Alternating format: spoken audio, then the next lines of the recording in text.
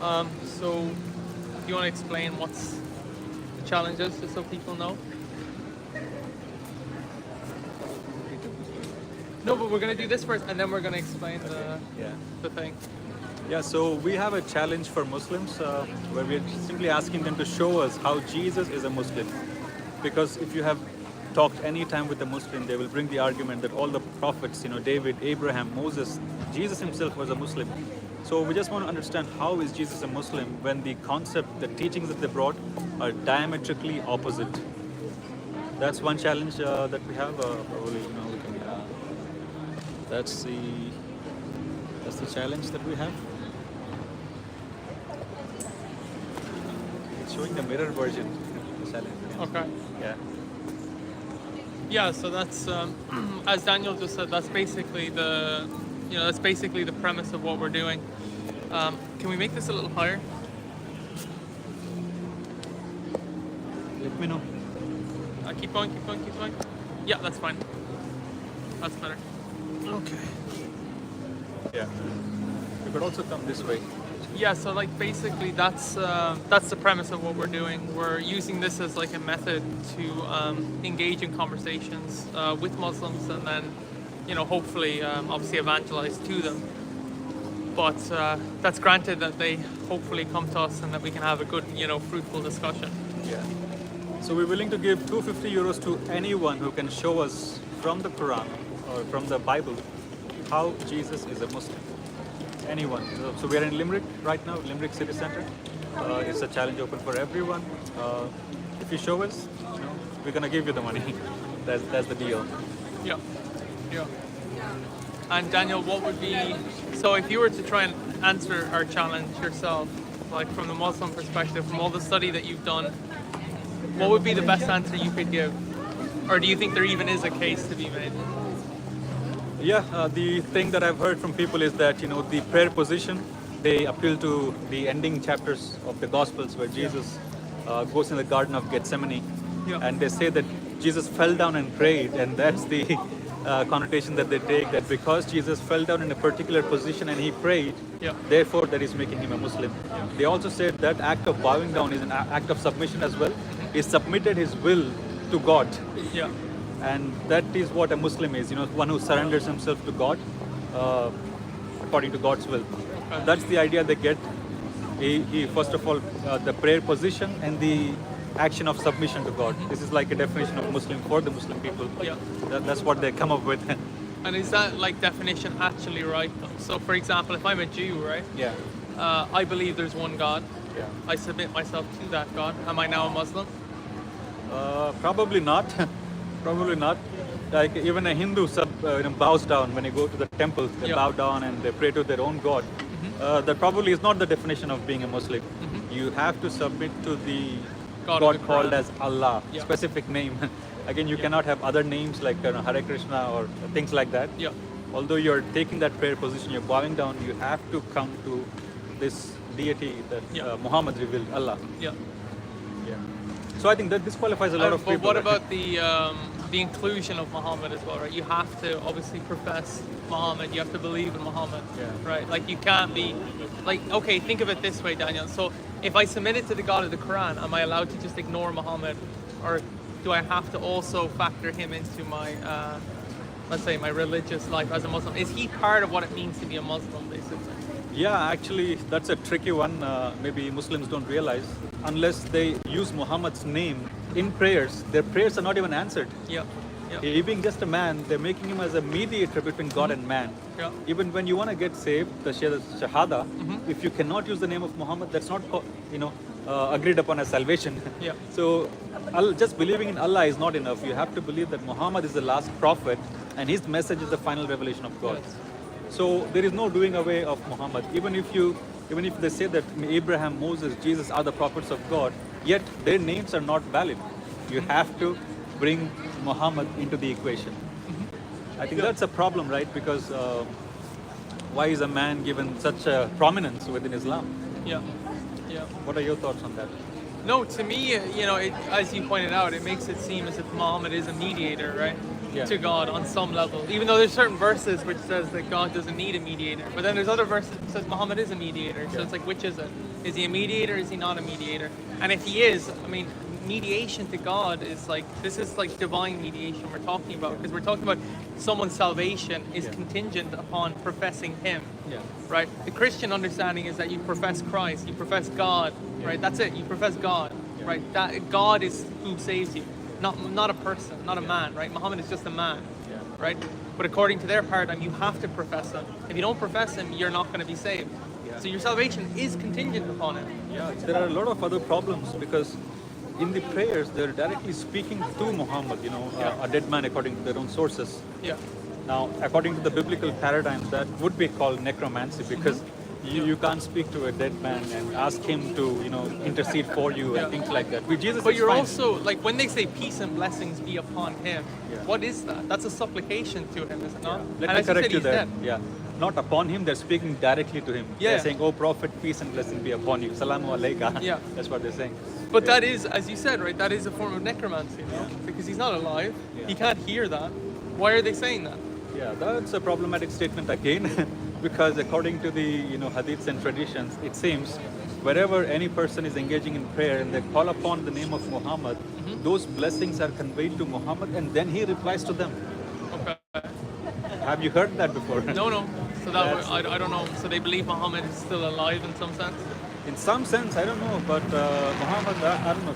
So where would Muhammad... And he's present everywhere, because everyone can pray to him at the same time and he'll hear all their prayers simultaneously? They say the angels convey the blessings, but just imagine, now Muslims are about 1 billion plus, right? How is it possible that 1 million plus people praying at the same time, right? Because the set timings, right? They're turning towards the Kaaba, praying at the same time, and they're speaking at the same time. How is Muhammad, just a man, going to receive the billions of prayers at the same time and answer them again? Well, he would have to be God, basically. On some level, he'd have to be God, he'd have to be divine. Which seems to be what's going on in the Islamic paradigm. But then again, it's like, you guys have a problem then with, the intercessor of Jesus interceding for us. But when Muhammad intercedes in your own religion, all of a sudden it's not a problem. I mean, which is it, guys? Either intercession is not okay at all, and if it's not, then you better stop the prayers to him, since he can't hear them, he's dead. Or intercession is okay, and if intercession is okay, then what's your problem with Jesus as our intercessor? But the difference here is that we believe Jesus actually is God. We believe he's the second person of the Trinity, right? That he is divine. Therefore, he can hear these things. But according to your own traditions, Muhammad was just a man. He's not divine. He's not God. He's not omniscient. He's not omnipresent. Yet you're attributing to him attributes of Allah, right? Because if you don't, then how can he hear, as Daniel said, all these prayers simultaneously? How can he answer them all simultaneously? How does that work?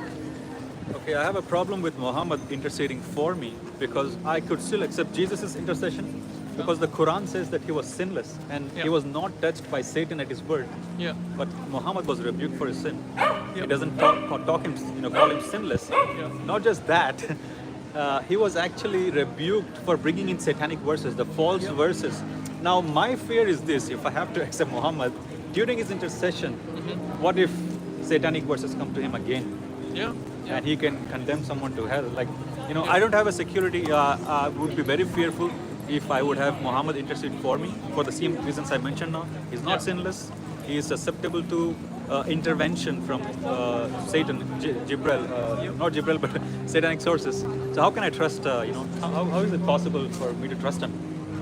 And then not only that, he said he was not certain of his salvation. He specifically spoke and said, I don't know what's going to happen to me. That's not the case with Jesus. He said, I came from the Father, I go back to the Father. He was very clear, very precise, and he gave the guarantee of salvation. Now, will I trust someone who is very certain and has proven, by his death and resurrection? Or will I trust someone who is uncertain about his own fate? And as you said, I mean, he's also sinful. Right? So how can a sinful person, a person who's not just, not righteous, deal, with prayers, deal with our sinfulness? It doesn't make any sense. The only person that can deal with sinfulness is God, because he is sinless. That's the point.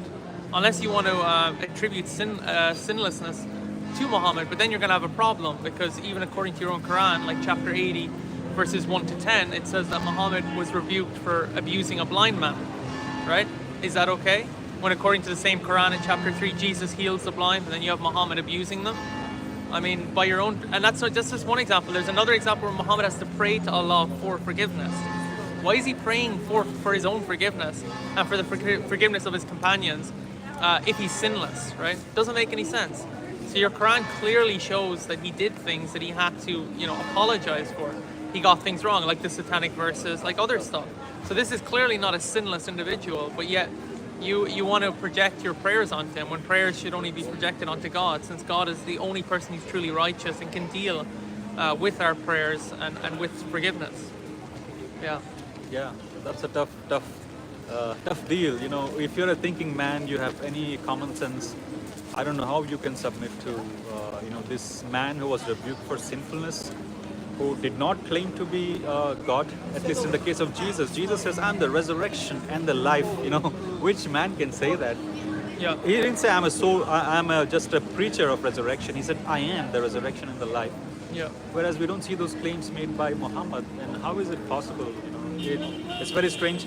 Again, we are on the street. If you think you can answer these questions, you can just...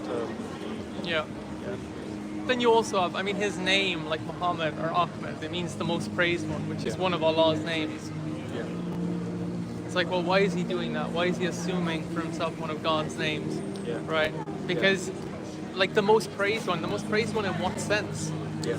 Right? What sense? Yeah. In what sense is he the most praised one? He was rebuked for sin, right? So how exactly. He was rebuked for sin, and then on top of that, he did stuff that, like, as we've already pointed out, like the satanic verses, him abusing blind people, among so many different things. Yeah. He clearly wasn't sinless. So what's he being praised for? Why is he the most praised one? Like, that's what I would love to know, because even within your own traditions, like even within Islamic tradition, Jesus is regarded as truly sinless, not having done a single thing wrong, right? Whereas Muhammad actually has to ask for forgiveness on a number of occasions and has to be rebuked on a number of occasions for overstepping the mark.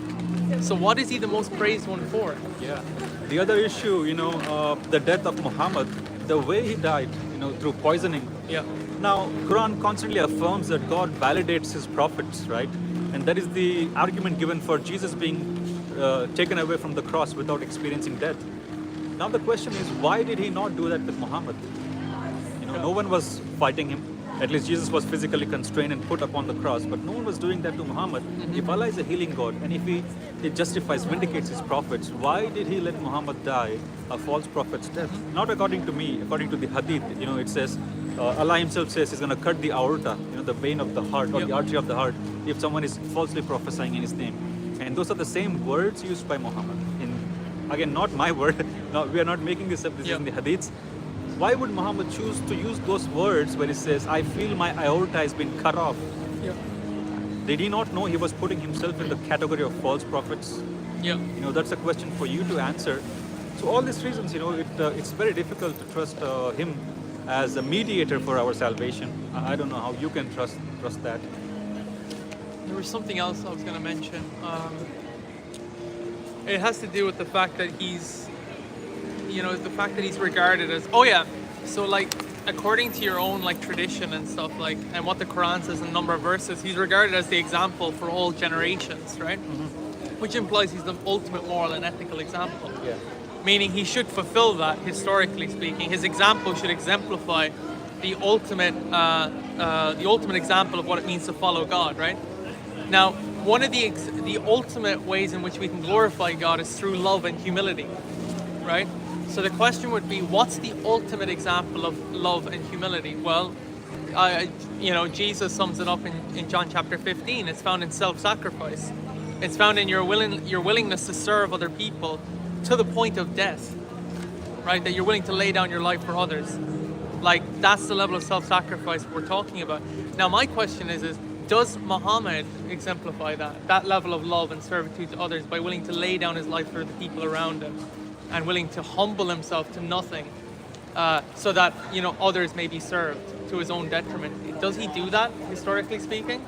I don't think so, because Jesus was spat upon, insulted, rejected at many places. Yeah. Jesus did not take offense, but one man cursed Muhammad, and he was killed. Yeah. Whereas, look at the parallel. Jesus was to pass through Samaria, the village of the Samaritans, and the disciples said, "Shall we call down fire like Elijah did?" And Jesus rebuked his disciples and told them, "You don't know what spirit you are of." When Jesus has left that role model, Muhammad coming 600 years after should have at least adhered to that role model. Yep. But he allowed the man, or did he command the man to be killed? So Muhammad basically, for anyone who don't know, there's a number, and you can check this, by the way, because this is recorded within the series of Muhammad as well as your own literature. But he had a number of poets, Jewish poets, executed for insulting him. So there were poets at the time of Muhammad who wrote satirical poems about him, and his response was have them executed. Now, when you contrast that with Jesus, if we go to something like Matthew chapter 12, where Jesus says, anyone who blasphemes my name will be forgiven. You get this constant example of where Jesus is being, as you said, insulted, disrespected, ill-treated, but he always forgives them. Even at the pinnacle point where he's on the cross and he's being spat at, people are reveling in his suffering. And they're only showing him hatred. His response is, forgive them, Father, for they know not what they do. He asks for their forgiveness, right? Even amidst the worst possible treatment he's receiving. Then we look at the example of Muhammad in contrast to that, and we see a guy who's hell-bent on revenge and vengeance, right? So, as I said, when the poets insulted him, what was his response? He had them executed, just because they wrote a satirical poem about him. And it's like, my question is, well, if Muhammad was hypothetically on the cross, and if he had the power like Jesus to get off that cross and enact, vengeance, would he? Based on his character, I would say yes. I would say if he was on the cross and people were spitting at him and insulting him, and he had the power to get off and take vengeance upon people, he absolutely would have done that. Whereas in Jesus, we see the complete opposite of that. We see someone who's loving, forgiving, even in the face of the worst possible treatment. You don't see that in his example. There's no humility or love to be found. And that for me doesn't make any sense, because as Daniel said, if he's supposed to be building upon what came before, why is he doing a complete U-turn on everything Jesus taught and stood for, in terms of the things he was teaching? Yeah, that's a good point, something for the Muslims to think about. So coming back to the question, why is Jesus not a Muslim? It comes down to the revelation. Do you want to deal with the, obviously, in terms of those passages they go to, right, where like Jesus prays in Gethsemane, the question is why does he fall down? Right? Why does he fall down? If you read the passage if you read it very clearly, right, and very closely, the reason Jesus falls down in Gethsemane is because he's in agony. That's what it is. That's what causes him to go down. It's not because he's doing whatever. What do they call it? What's that form of prayer called in Islam when you go down? Sujood? I don't know what the name of it is. But he's not doing it because of that. He's doing it because he's in agony, right? And he's appealing to his Father, which you guys don't accept, by the way, right? Because if you want to say those sections in Gethsemane are reliable, then you better be willing to accept him acknowledging God as Father, which according to your Quran, Surah Al-Ma'idah verse 18 and chapter 19 verse 5, you don't accept. So like, which is it, guys? Anyway, go ahead then. Yeah. Also, when Jesus, if Jesus knew that he's going to be delivered from the cross and someone else is going to be put in his behalf, why is he agonizing? What makes him to sweat like blood? Yeah. Why?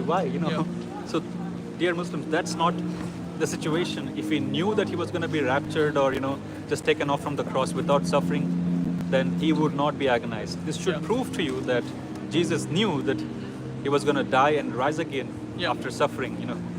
This is what the whole New Testament testifies, that he died for our sins and he rose again for our justification. Yeah, and not only that, you have the issue with, up until the point in Gethsemane, how many times has Jesus prophesied his own death and his own agony, his own suffering? Many times. Yeah. So in other words, he's aware of his mission. So if God, think of it this way, right? If God gave Jesus this mission to do this, why would he then do a complete U-turn on it towards the end for like literally just because Jesus wasn't feeling it? It's like, all right, Jesus, because you're not feeling it, I'll save you from it. Yeah. Even though I told you this was your purpose, this is what you're going to do when you come to earth, right? You're going to live the sinless life. You're going to be that atoning sacrifice for all of humanity. But you're going to have to suffer many things for them, right? But okay, because you don't want to do it now, all of a sudden, I'm just going to take you out of it. Doesn't make any sense, because he was like, this was part of his mission, and he prophesies about it so many times up until that moment. Also, the idea of God just rescuing Jesus doesn't make sense, because the prophets that came before him, they were also killed. And Yeah. Jerusalem was known as a city that kills the prophets. And just this idea that he was just rescued, contrary to his own admission, he proclaimed that he will die, rise again many times, and he even rebuked his closest disciple, Peter. Peter was rebuked by Jesus, saying, you are of this, you are being inspired by Satan to say this. It was a very strong rebuke. Yeah. When Peter said, Lord, this shall not happen to you. So you already have your answer from Jesus' own mouth. To Yeah. any person that says he did not die on the cross, Jesus considered that a satanic doctrine, and that Yeah. is a rebuke, from God, I would say. Yeah. I mean, not only that, but obviously, historically speaking, in terms of what we have, the data, all of it indicates that Jesus was crucified. We have a number of works written by the way, non-Christians, who unanimously agree within scholarship that this absolutely happened. Like, even Bart Ehrman acknowledges it's a historical fact. Yes. James P. Meyer, John Dominic Crossan, just to name a few. Like, this for them is a historical fact, guys, based on the evidence. Yet you're going with, by the way, you're going with a claim that has its origin in Gnosticism. But the Gnostics weren't Christians, right? Like, the earliest account we have of this idea of substitution is found in Basilides. But Basilides believed Jesus was divine. So if you believe the things Basilides was saying, then you better be willing to accept his view also that Jesus was divine, which you guys don't accept. So, but then again, that's a minority, that was a minority position at the time. The majority consensus, based on the evidence at the time of Jesus, after the time of Jesus, and even today, based on all the evidence that we have, hence why scholars are unanimous when they write about this, is that it's absolutely a historical fact that Jesus was crucified. Yet you guys deny that because of Surah Al-Nisa, verse 157. And why was Jesus so agonized, so fearful? He specifically talks about the cup. Father, take away this cup from me. Would you like to elaborate what the cup is about?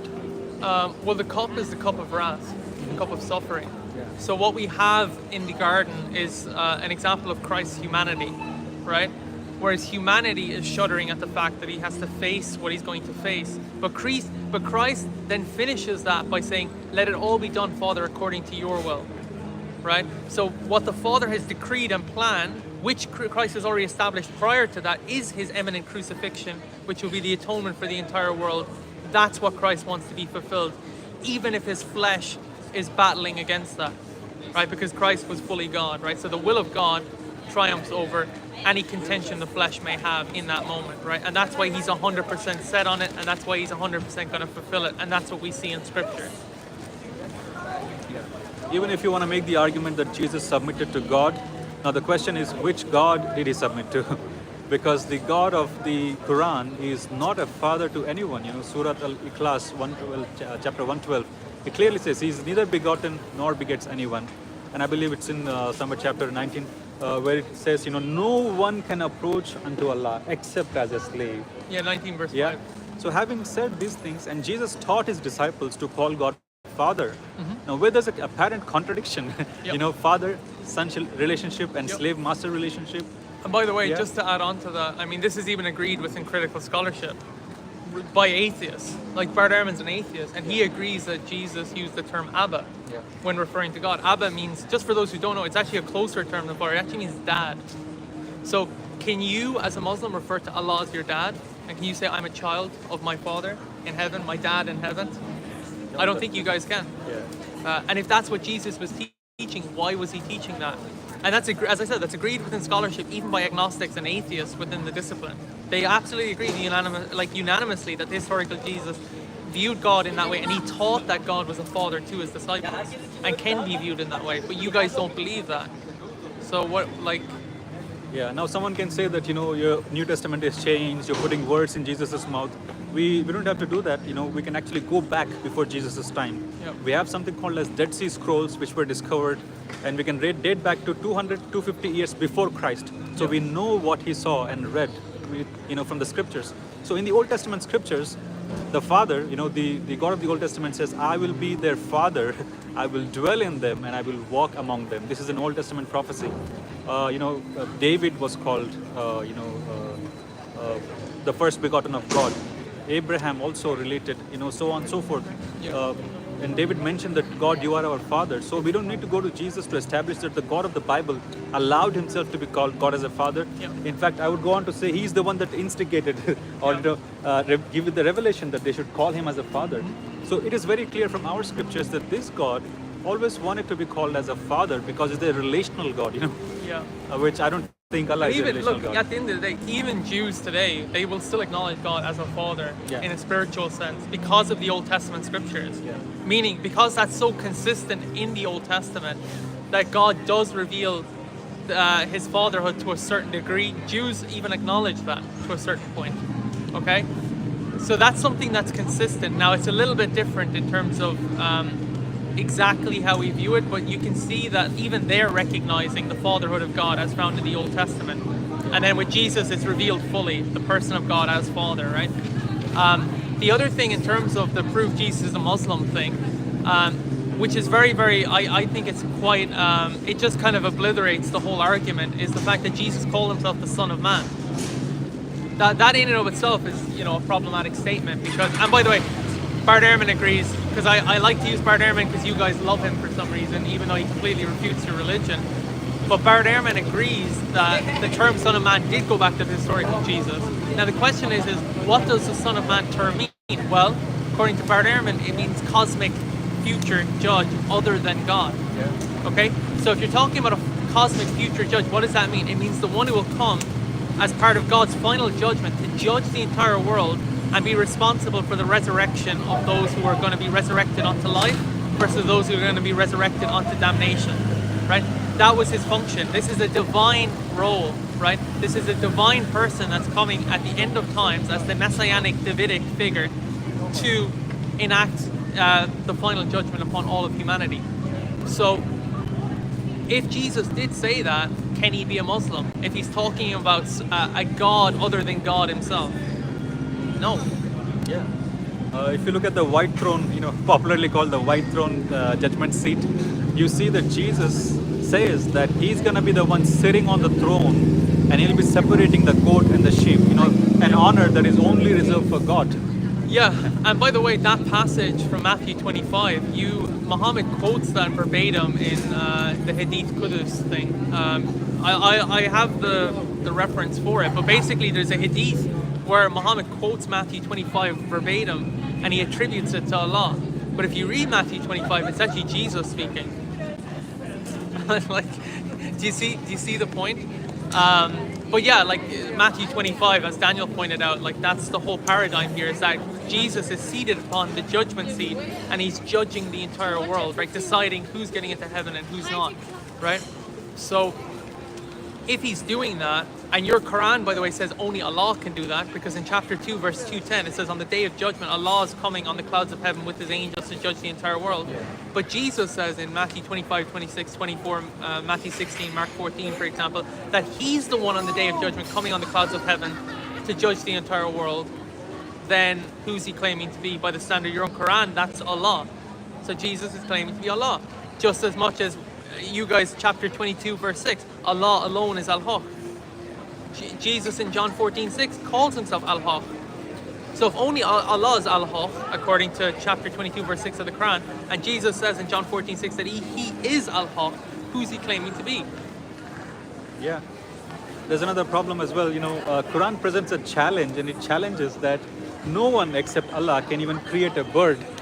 Yeah. But you see in the Quran, Jesus making a clay figure and breathing life into it. Now, who can do that except God? Yeah, and ironically, I mean, that story of Jesus breathing, the child Jesus breathing into the clay pigeons or the clay sparrows or whatever, that's actually taken from an apocryphal text. Yeah. So that was a rejected work in the early church. We know its origin. It was written originally by Gnostics. You can check this yourself. It's called the Infancy Gospel of Thomas. But in the original Infancy Gospel of Thomas, the child Jesus is worshipped. Mm-hmm. He's worshipped. Why is he worshipped? Yeah. Because the author of the Infancy Gospel of Thomas viewed Jesus as God. Yet Muhammad rips that little section of Jesus playing with the clay pigeons from the Infancy Gospel of Thomas, but then he's like doesn't want to pay any attention to the other parts where he's worshipped, where they're literally sitting there saying, is he an angel? Is he God himself? Yeah. And then they're bowing down and worshipping him. And not only that, in that, Jesus, by his own authority, by his own word, is the one doing those things, right? In the Quran, Muhammad twists that and says, oh no, but it was by the word of Allah that he was able to do that. But in the original sources, it doesn't say that.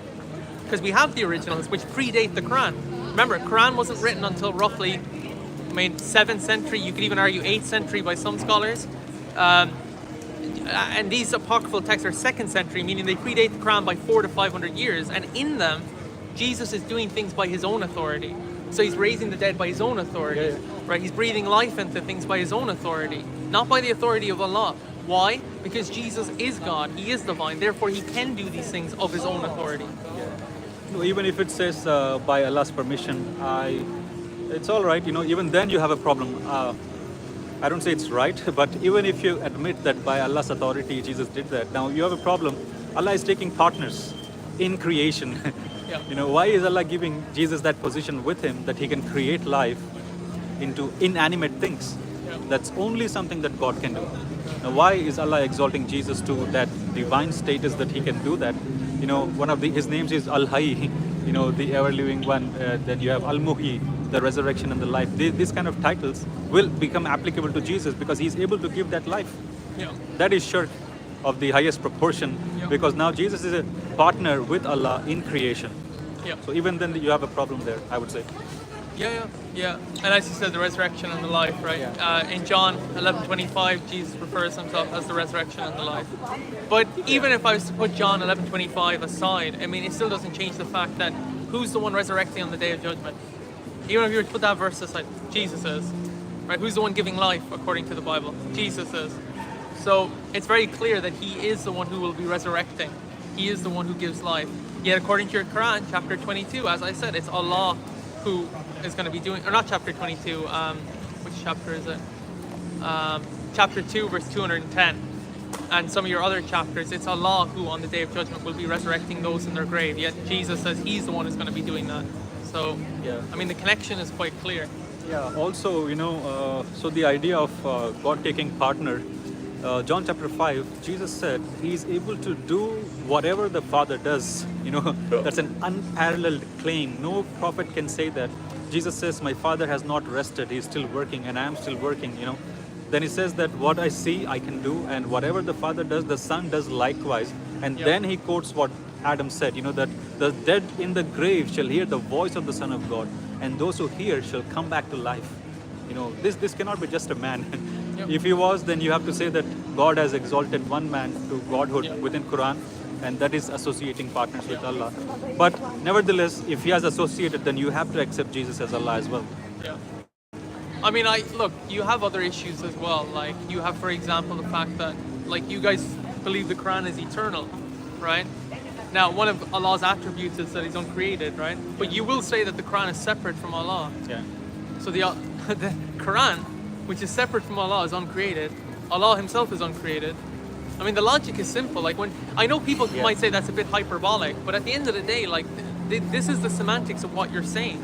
If the Quran is not Allah and the Quran is uncreated, then you have two uncreated things.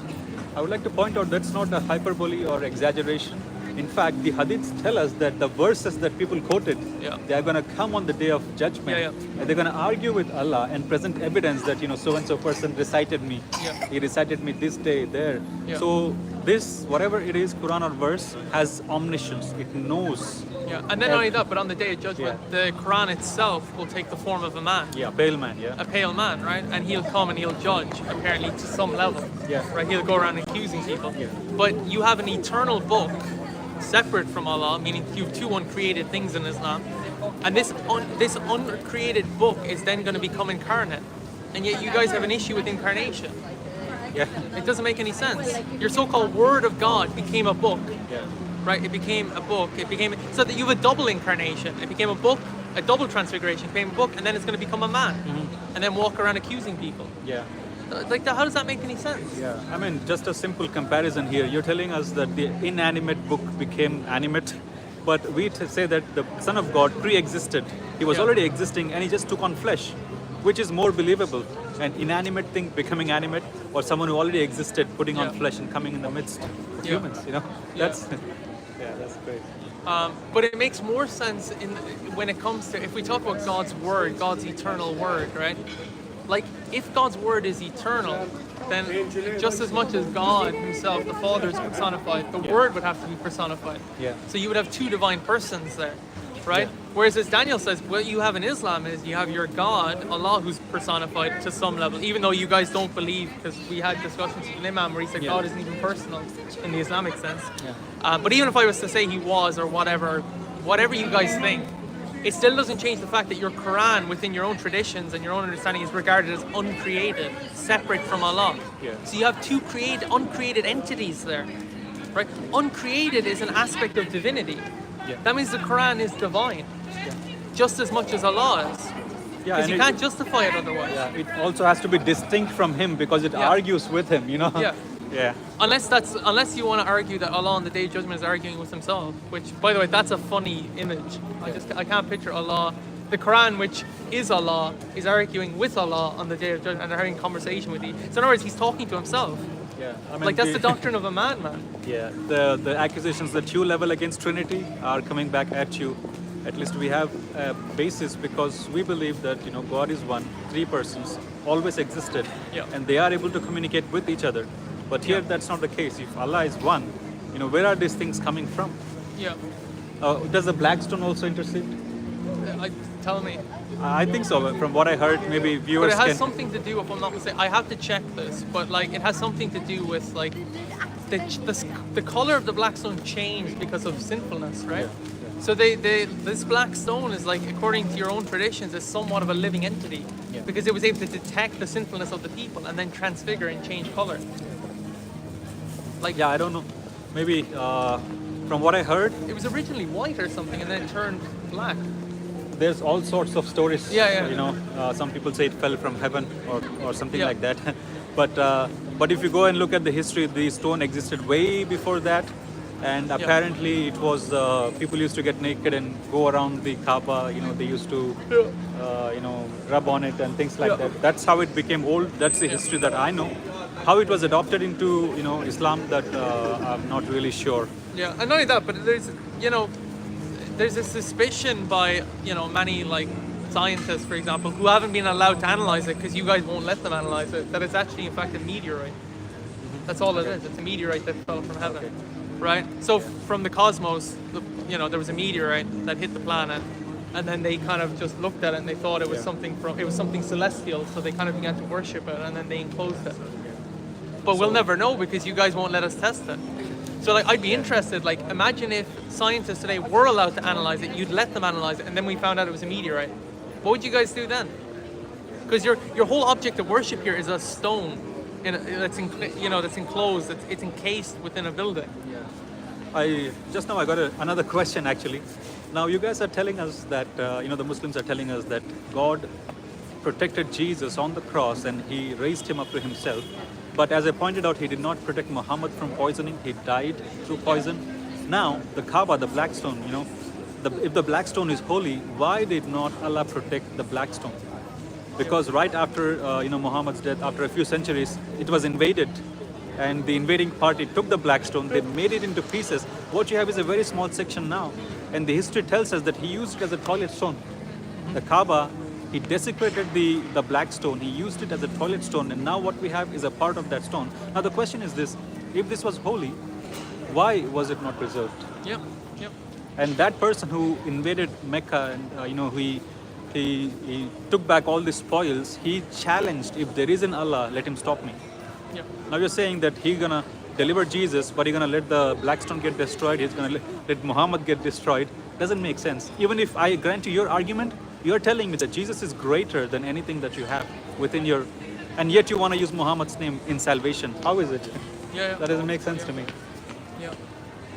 At least use the name of Jesus, Yeah, I mean, and then obviously you have the worship of Muhammad. I mean, look, at the end of the day, what is worship, right? Worship is on some level it can be defined as imitation, right? How you worship someone is how you literally idolize them, right? Because that is what an idol is. You idolize someone to the point that you literally, your decisions and your behaviors are determined by them, right? That's what the definition of an idol. So I'll just give you an example, right? If I worship money, how would that look? Well, it means money would be dictating my decisions, my choices, everything. So there are people, for example, who do serve money as an idol, right? Where every single decision that they make is dictated by finances, right? Saving money, spending money, everything. It's all about money. How much can I earn? How much can I save? How much can Every single thought is preoccupied with this one thing, to the point that subconsciously speaking, it's dictating every single decision that they make, right? That's part of the definition of what an idol is. Now, if I apply that logic to Muhammad, well, what are you guys doing when it comes to Muhammad? You're entering the bathroom with what? The left foot first because Muhammad did? You're eating in this particular way because Muhammad did? You're doing this because Muhammad did? It's like every decision, every behavior that you guys have, you're exemplifying the example of Muhammad, right? That's a form of worship. And then on top of that, you're praying to him, right? Part of your supplications, they go directly to Muhammad. Yeah. How is this not an idol? How is this not someone who's deified? Yep. Right? Now, this is a common point of contention that I have with Muslims. I keep bringing up, like, when they say we follow the same prophets that you do. Well, one, you guys don't. Yeah, by name, yes, but not by character. For example, who did Abraham sacrifice? You'll say Ishmael, right? We don't say that. We believe it was Isaac, because that's what the biblical data tells us. No one believes it's Ishmael apart from Muhammad, and the reason, in part, he may have invented that is because of the whole tradition that he was perhaps from the line of Ishmael. But we can't even confirm that anyway. But look, putting that aside, right? As I said, right, same prophets, okay, by name, but not by character. What was my preceding point? I was leading this. They somewhere. don't believe the prophets. No, there was something before that I was touching on. It had to do with following Muhammad. You said they idolize him, they follow him in everything. Yeah. Sure. No, I was going somewhere with this that was really good. Give me a minute. It'll come back to me. What was it? I was going to correlate this brilliantly, and I was after losing the point entirely. Okay. Yeah, you'll get it back, it's fine.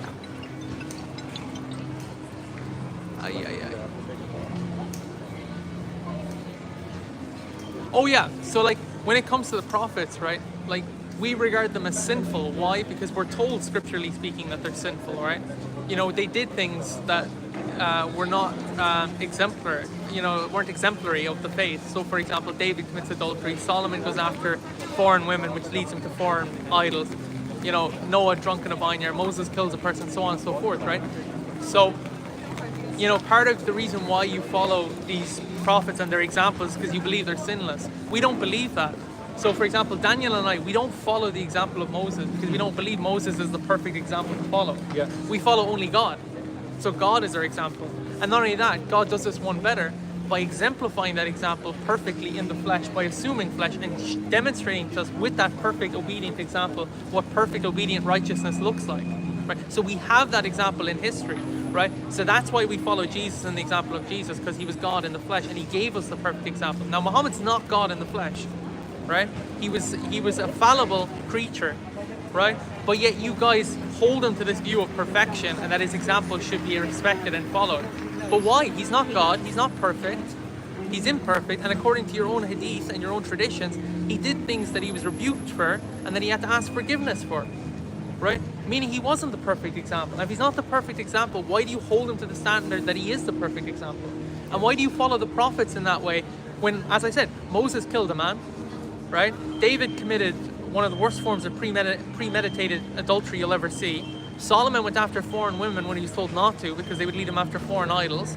Noah got drunk in a vineyard, so on and so forth. So we have a historical record of the fact that these prophets were fallible creatures. They were sinners that were in need of God's redemption and God's grace in their lives. Even in spite of their prophethood, there was nothing special about them. God merely chose them as instruments to make his revelation known.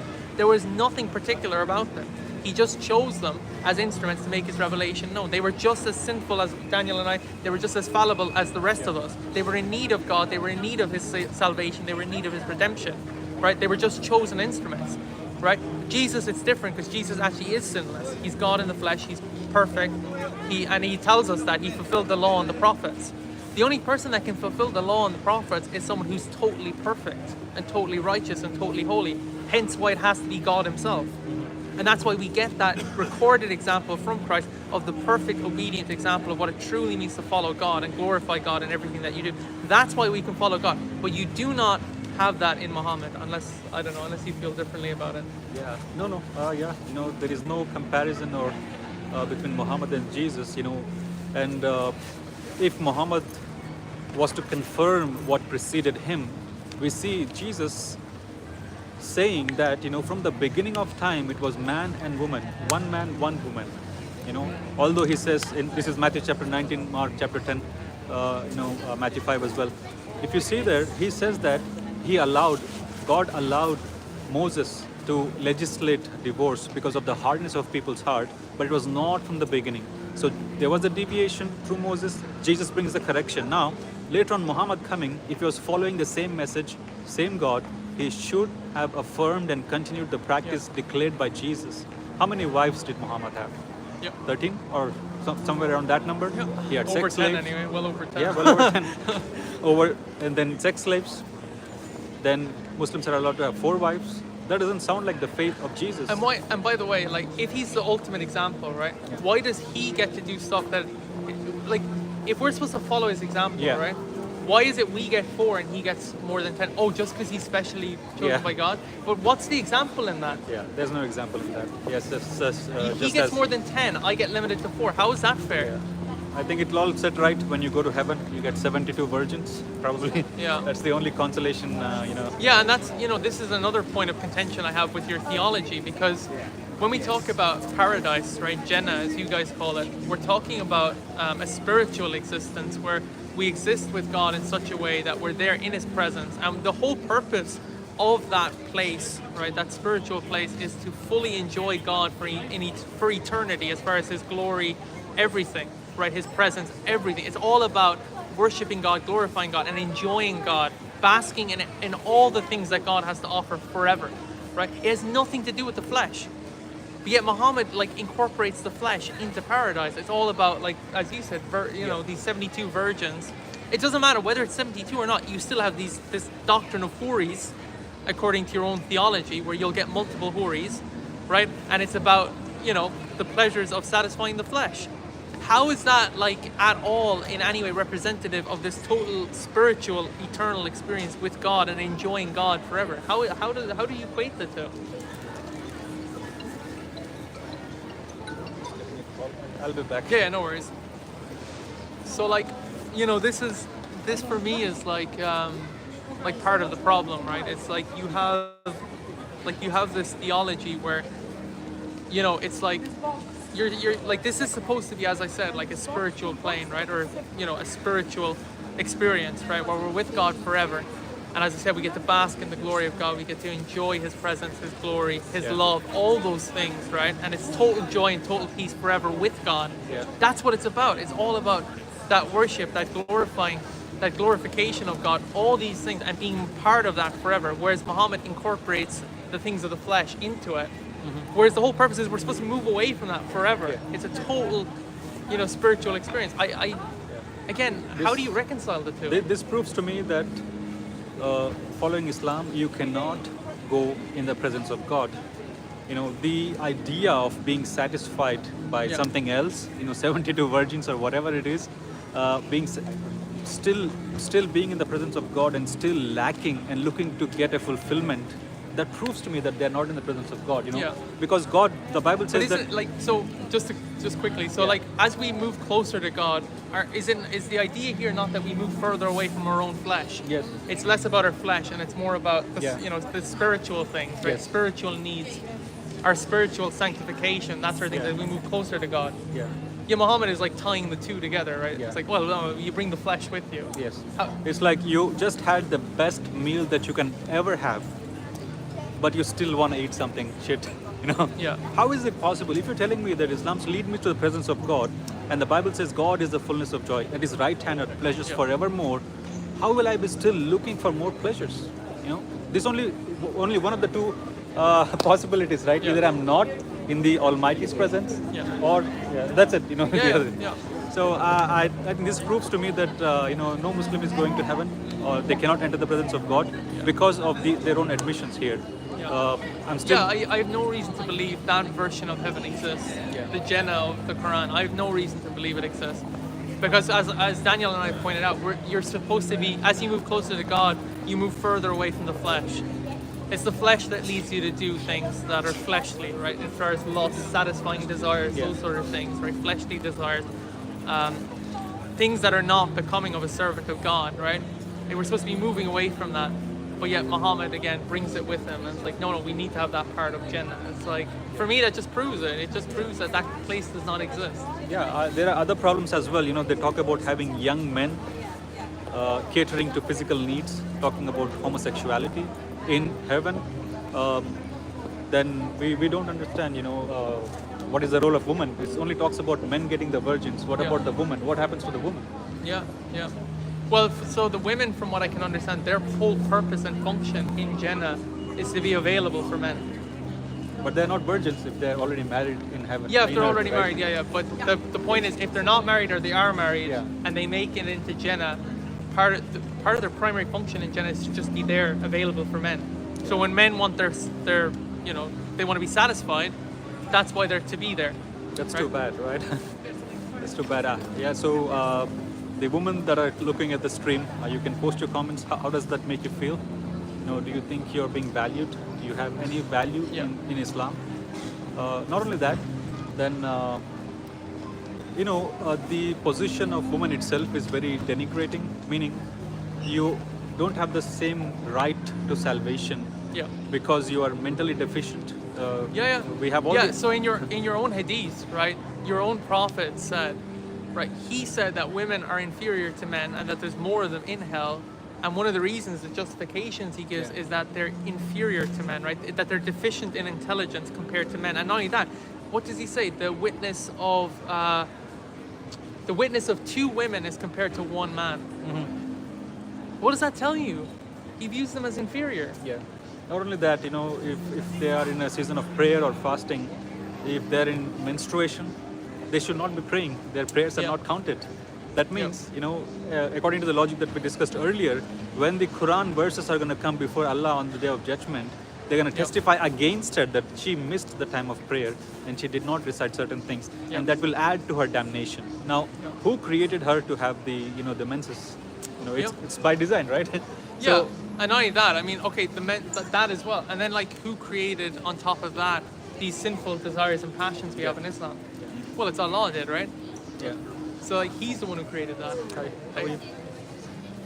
So he's the one who's causing people to sin, right? Because he gives them these impulses, these desires, and he allots, according to your own hadith, a certain level of adultery for people to commit. Yeah, right? That's a very good hadith. It is necessary for you to indulge in adultery, according to the hadiths, and you cannot escape it. But you see, the thing is, in the Christian paradigm, the way we understand it is that sinfulness is a consequence of our own actions. Mm-hmm. Like, we put ourselves in a situation, right? But according to your understanding and your Quran, Allah has made you with a sinful nature. Yeah. So He has implanted within you sinful thoughts to test you, right? To tempt you. So your God is a tempter, right? Yeah. It's in James, right? Where, I don't know which chapter it is, but in James, in James 1:13, the God of the Bible says He does not tempt anyone, right? Because that's something Satan does. Satan is the tempter, right? Yeah. So that's one of the functions of Satan, is that he tempts. But according to your Quran, that's what Allah is doing. That's part of His function. Yet you guys worship this guy that He's the actual true God, yet He's doing things that Satan would do, right? As I said, in the Bible, God tempts no one, but according to the Quran, your God is a tempter, and according to the Hadith. So, I think we'll leave it there for today, and we'll pick it up next week.